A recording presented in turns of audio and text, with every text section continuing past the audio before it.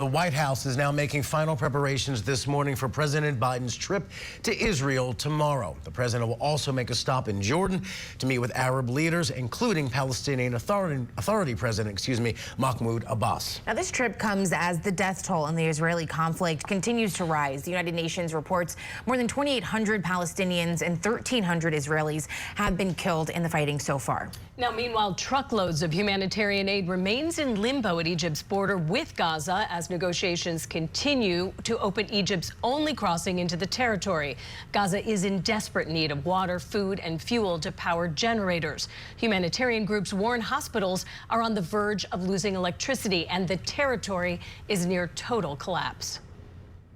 Hamas has also released a video that it says shows one of the hostages taken earlier this month. The woman in the video identifies herself as Mia Shem, a 21-year-old French-Israeli national. We want to make clear, though, that Scripps News itself cannot verify the authenticity of this video, and we cannot confirm whether it shows the woman's true condition. It is believed that at least 200 hostages have been taken, 200 by Hamas and perhaps up to 50 more, at least 50 more by other groups in that area. Now, later in the show, we'll take a closer look at this video and what it claims to show. That part of our coverage coming up in just a moment. In the meantime, though, our international correspondent Jason Bellini is live at the Israel-Gaza border with more on the release of that footage. But first, let's go to Serena Marshall, who's at the White House with more on the impact and the strategic timing of President Biden's upcoming visit. Hey, Serena.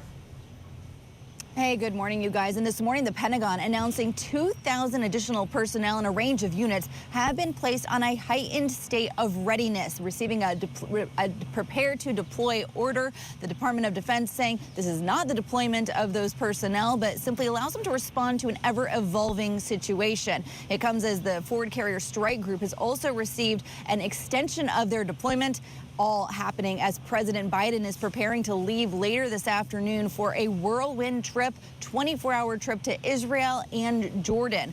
Secretary Antony Blinken making the announcement yesterday, late last night, after 7 hours of negotiation with Israeli Prime Minister.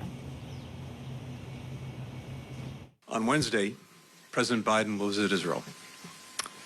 He's coming here at a critical moment for Israel, for the region, and for the world. The United States and Israel have agreed to develop a plan that will enable humanitarian aid from donor nations and multilateral organizations to reach civilians in Gaza, and them alone, including the possibility of creating areas to help keep civilians out of harm's way.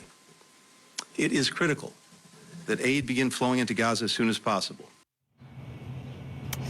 In addition to discussing that need for critical aid and humanitarian assistance in Gaza, the goals of this trip also include reiterating that Israel has the right to defend itself, get as much information about the hostage situation and develop policy options, as well as send a message to any actors trying to take advantage of the crisis or the attack on Israel. Simply don't. The president will also be traveling to Jordan, where he will meet with King Abdullah II, President Sisi of Egypt, and the Palestinian Authority President Abbas.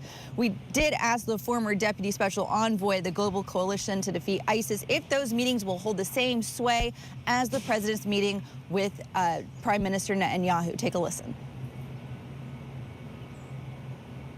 Those are not going to be easy conversations, but I have worked a bit with President Biden. For example, when I was in Bahrain and he was vice president, he's a very persuasive statesman.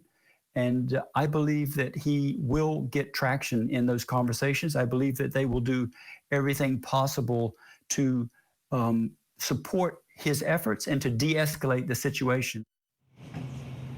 Now, the U.S. has said they're not putting any preconditions on Israeli military operations or the aid that they are providing. However, you guys, the administration has said, unlike Hamas, Israel and America both ascribe to the law of armed conflict. All right, White House correspondent Serena Marshall reporting. Thank you, Serena.